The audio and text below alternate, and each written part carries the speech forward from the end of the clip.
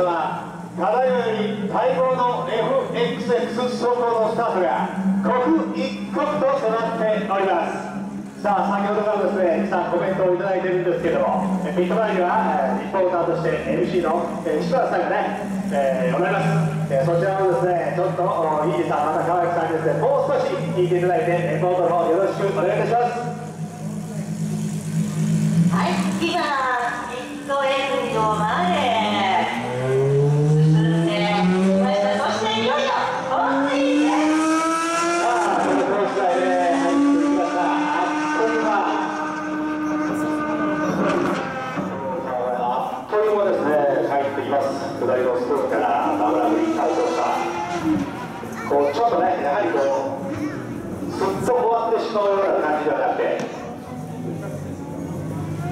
やはりサービスもですね、ファンサービスも十分に考えながら